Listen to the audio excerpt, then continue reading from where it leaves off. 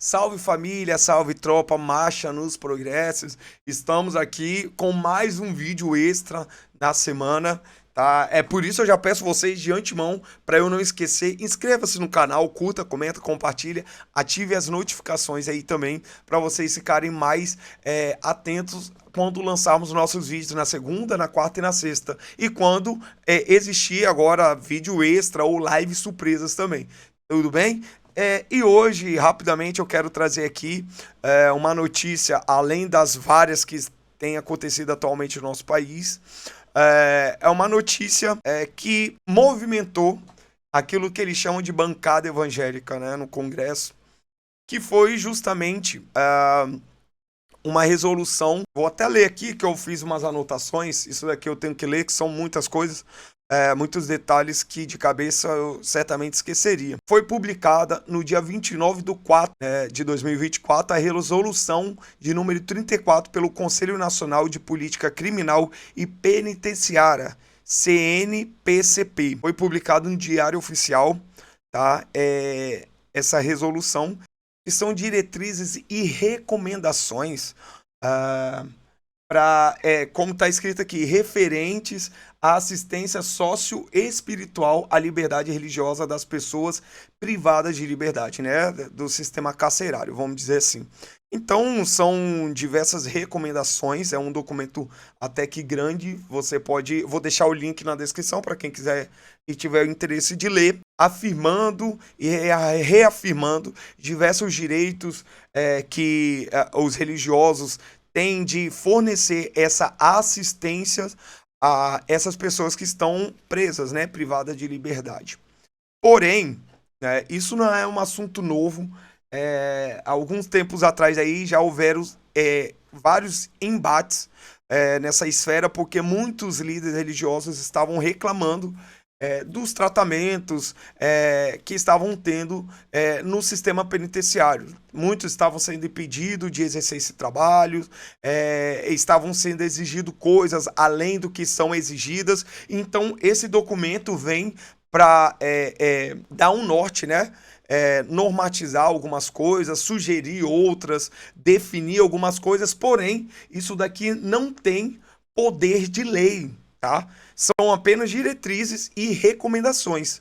E aqui já começa um problema, porque se você prestar atenção no governo atual, aqui foi emitido pelo CNPCP, que é esse conselho aqui nacional que eu citei, porém que está totalmente subordinado ao Ministério da Justiça. E se a gente perceber bem, o que as palavras muito usadas por todas essas recomendações e diretrizes criadas por todos esses ministérios do atual governo são diretrizes e recomendações. Tudo eles dizem que não é algo que tem força de lei, mas que são recomendações, né? São conselhos. E dentro desses conselhos e recomendações, a gente já viu questões de banheiro, unissex, a gente já viu questões de aborto, liberação de drogas. Não é lei, tá? É recomendação. A estratégia é nisso. Você tá me entendendo? Porque para falar com a população brasileira, que muitas vezes não quer pesquisar ou não tem a vontade de ler um documento extenso que são emitidos por eles, né? É divulgado, ó, o governo disse isso aí, ó, sobre aborto, o governo disse isso aí sobre as drogas, a nação ouve, né? A mídia divulga como sempre, né? A mídia passa do jeito que eles querem, na narrativa que favorece a eles, o povo ouve e aceita. Depois, o próximo passo é só criar uma lei rapidinho, qualquer coisa pula os estágios, leva para o STF que eles assinam lá e tá tudo de boa e tá aceito no Brasil. É assim que acontece. Mas se eles são questionados, assim como acontece lá, quando eles são convocados lá pelos senadores ou pelos deputados, eles dizem, tá, mas quem diz que isso é lei? Isso é apenas recomendação. A gente viu isso a Nízia falando, a gente viu o Silva Almeida falando isso, se eu não me engano o Lewandowski também já falou isso. Não é lei, é recomendação. Então vocês estão agitados por quê? Entendeu? É uma estratégia do governo usar palavras-chaves, né, que para a população serve como lei, mas quando são confrontados não é lei, não. Não é lei agora. E muitas coisas são, por exemplo, o Lula diz que sou contra aborto. Calma, povo evangélico, isso não é um problema, porque eu sou contra isso. Mas aí o ministério dele escreve lá, ó, recomendamos aborto, questão de droga, e ele não sabe de nada. Assim como as corrupções aí envolvendo o nome do PT e do Lula, né? Vamos lá.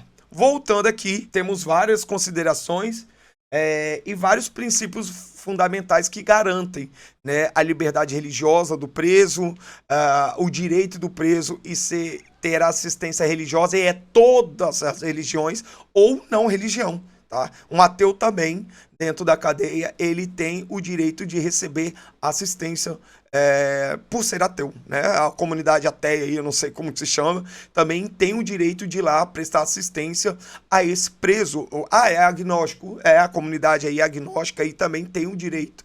É para todas, são para todas as religiões, majoritárias ou minoritárias. Porém, nesse próprio documento, no seu capítulo 1, no artigo 1º, né, no parágrafo 2º, está escrito assim: será assegurado a atuação de diferentes grupos religiosos em igualdade de condições majoritárias ou minoritárias, vedado o proselitismo religioso e qualquer forma de discriminação, de estigmatização e de racismo religioso. Bom, vamos lá. Para começar, o que seria um proselitismo religioso? De forma geral, proselitismo é você tentar converter alguém ou convencer alguém a participar da sua religião, participar do seu grupo político, participar da sua seita. É a forma de convencimento. Alguns vão dizer que é forma maliciosa. É claro que quando ele coloca um malicioso junto ali, é justamente para estigmatizar um grupo específico. E a gente vai descobrir que grupo é esse. Ou seja, você vai tentar converter ou convencer alguém a participar daquilo que você está empenhado ali. Beleza? Então, a partir do momento que essa resolução está dizendo que está vedado, né, o proselitismo religioso, é a mesma coisa que dizer para os cristãos que tem como fundamentos a pregação do evangelho a todo mundo e a toda criatura, sem distinção de raça, cor e religião, tá? De aceitar o evangelho. Aceitar a mensagem de Jesus. Você pregar o evangelho a essas pessoas e apresentar a perspectiva do reino de Deus a partir do evangelho é uma forma de proselitismo. E qual o problema há nisso? Nenhum problema. Porque isso é uma das bases da nossa fé. Isso é uma das bases do cristianismo. A pregação do evangelho a toda criatura. O que não cabe aqui é dizer que esse evangelho deverá ser imputado às pessoas de forma obrigatória. O nosso próprio Senhor Jesus Cristo diz que deveríamos entrar nas cidades e nas casas e pregar. Se as pessoas não quiserem, bate a poeira do pé e vai embora. Porque é o convencimento, é o trabalhar daquele que emite a mensagem e de Deus que convence o homem do pecado ou de qualquer entendimento. Então, a partir do momento que aqui o órgão do governo diz em vedar o proselitismo religioso, ele está dizendo para os cristãos que eles não podem dizer: quem quer aceitar Jesus, levante a mão. Porque isso daí vai contra a liberdade do preso, vai contra o direito religioso das pessoas, não. Isso, dentro da nossa fé, está dentro dos nossos parâmetros. É bíblico, é a nossa base, é dos nossos fundamentos, da nossa fé e da nossa religião. E como que o Estado tenta vedar, mesmo que por meio de considerações, diretrizes ou propostas, algo que é base da nossa fé? É o Estado tentando interferir na religião. E isso não existe. O Estado não pode interferir nos rituais, nas religiosidades alheias. O Estado é laico. É por isso mesmo que ele não pode dizer como eu vou pregar e para quem eu vou pregar. Aí eles colocam aqui e também vedar qualquer forma de discriminação, de estigmatização e de racismo religioso. A pergunta que nós fazemos: o que é racismo religioso? O que é discriminação? Nós não sabemos. Ou seja, foi citado. Aí cabe ao discurso daqueles que lhe convém definir o que são essas coisas. E, obviamente, contra nós. Se estão vedando as bases da nossa fé, quanto mais dizer o que é discriminação, estigmatização, racismo religioso. Isso é uma afronta. E o pior de tudo, isso vai contra a Constituição Federal. Porque no artigo 5º, no parágrafo 6, está escrito: é inviolável a liberdade de consciência e de crença, sendo assegurado o livre exercício dos cultos religiosos e garantido, na forma da lei, a proteção aos locais do culto e às suas liturgias, tá? Liberdade, ou seja, estamos falando de liberdade de consciência e de crença. O Estado, né, por meio de um órgão, tentando impedir, sugerir um impedimento, tá, de uma liberdade de crença aqui, no caso. E isso também vai de encontro à Declaração Universal de Direitos Humanos. Lá na Declaração Universal dos Direitos Humanos, no artigo 18, está escrito: toda pessoa tem direito à liberdade de pensamento, de consciência e de religião. Este direito implica a liberdade de mudar de religião ou de convicção, como a liberdade de manifestar a religião ou convicção sozinho ou em comum, tanto em público como privado, pelo ensino, pela prática, pelo culto e pelos ritos. Eles que dizem tanto sobre direitos humanos, vocês estão ferindo o direito dos religiosos em prestar o serviço religioso e a assistência ao preso, quanto ao preso de manifestar a sua convicção ou não. Porque se o preso ouve a pregação do evangelho e de forma livre dizer: não, eu quero ser cristão agora, ele tem liberdade. Mas a partir do momento que o Estado impede ou tenta impedir que essa possibilidade chega a ele está interferindo no direito humano, no direito de crença, no direito de liberdade religiosa, de liberdade de expressão. Não faz sentido nenhum essa parada. E ainda coloca várias taxações aqui para usar o discurso e criminalizar a forma e a prática religiosa das pessoas. Não, porque os cristãos ficam estigmatizando as religiões de matriz africana, dizendo que as suas manifestações são demoníacas. Tudo o que o cristão ou as igrejas evangélicas ou católicas identifica como, sei lá, espíritos malignos, não é porque é uma religião específica negra, não. É para qualquer religião que manifeste o espírito que não seja o espírito de Deus.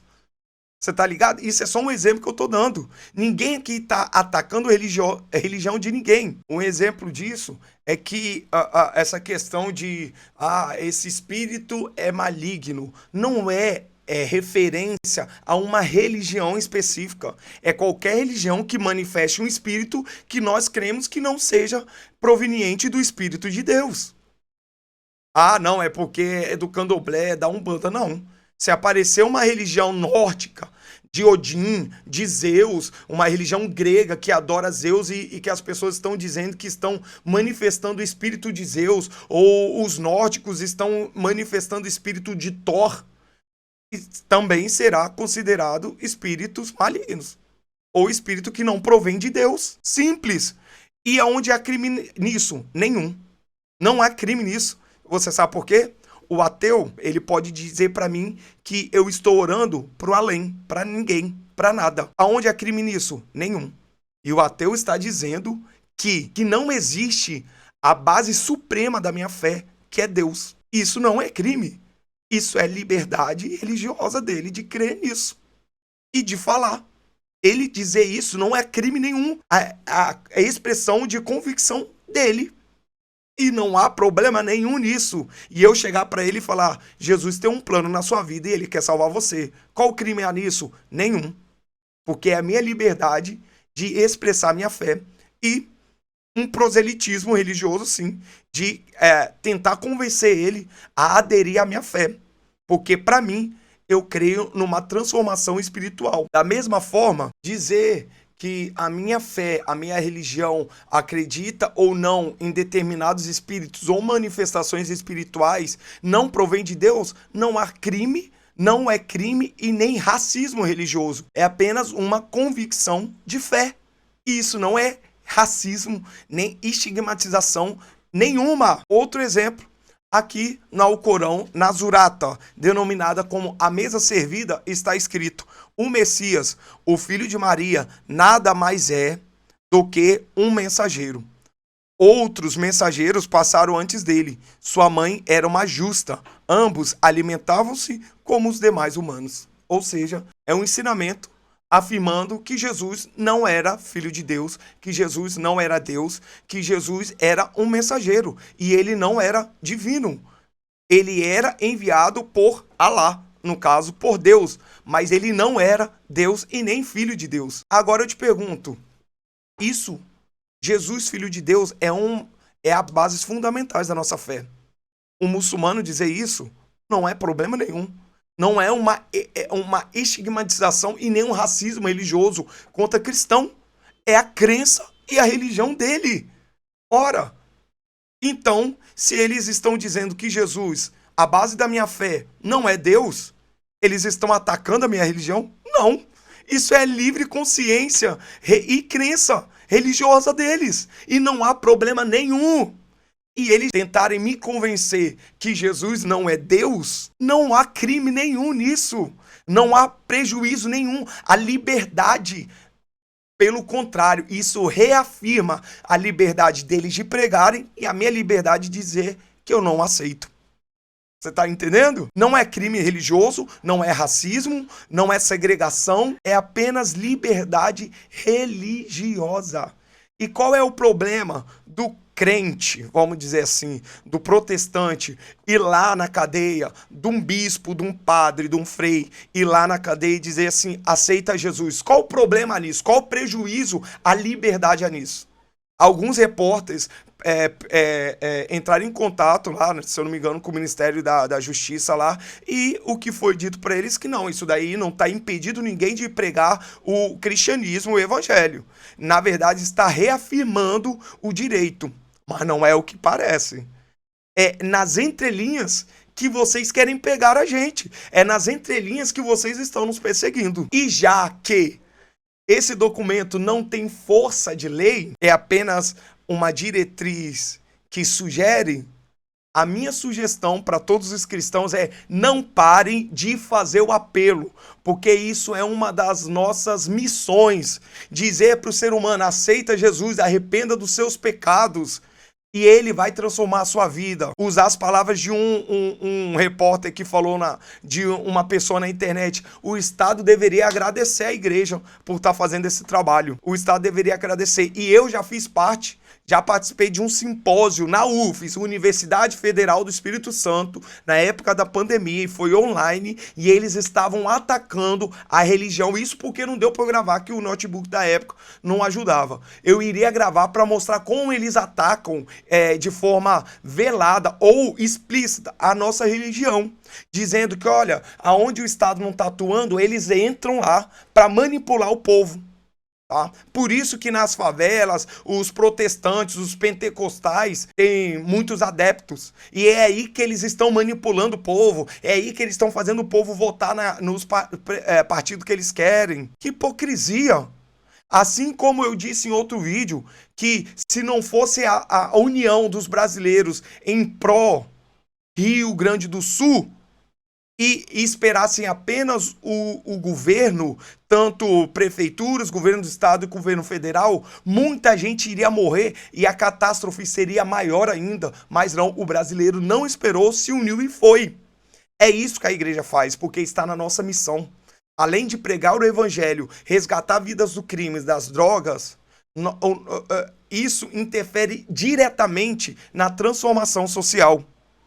São vários que o evangelho tem resgatado e tirado do crime, do tráfico e mudado de vida. O evangelho só traz benefícios para o mundo. E nós não iremos parar de pregar, porque historicamente A pregação do evangelho nunca foi interrompida, nem por decreto, nem por lei e nem por perseguição. E nos países que ainda o evangelho é proibido, não tem problema. Ainda ele continua sendo pregado. Enquanto mais cristão morrer, mais cristão irá nascer. Porque o sangue dos mártires é a semente da igreja. E o evangelho não vai parar de ser pregado em circunstâncias e hipótese nenhuma. Então, que todos os ministros cristãos que vão aos presídios pregar o evangelho, apresente a palavra de Jesus e sim, diga para todos ali que estão presentes, seja ateu, seja de outra religião, que Jesus salva, transforma e tem um propósito na vida de cada um deles. E sim, faça o apelo para todos que estiverem presentes, para que eles também possam desfrutar da maravilha que é o Evangelho de Cristo. E é isso aí, pessoal. Esse é o vídeo que eu queria trazer, tá? Dessas artimanhas do governo. Tá? E quanto mais o governo tenta se aproximar dos cristãos, dos evangélicos e dos católicos, mais eles se afastam. Tá? Porque eles não conseguem se arrepender dos pecados deles. Tá? Que é mentira, corrupção, engano, sem contar as questões de aborto, de droga, né? Então, essa de erotização infantil, não tem como, pode dizer aqui que mentira, isso é fake news, não é fake news nada. Tá? E não adianta depois colocar também nos comentários, vai caçar um psiquiatra, vai se tratar. Eu quero saber se tem tratamento para mau caráter, né? Então, é isso que eu queria deixar também aqui dito no vídeo, tá bom? Então é isso, pessoal, muito obrigado, não esqueçam de inscrever-se no canal, curtir, comentar, compartilhar e ficar atento aos nossos vídeos, tudo bem? Deus abençoe vocês, a família de vocês, até o próximo vídeo e marcha nos progressos!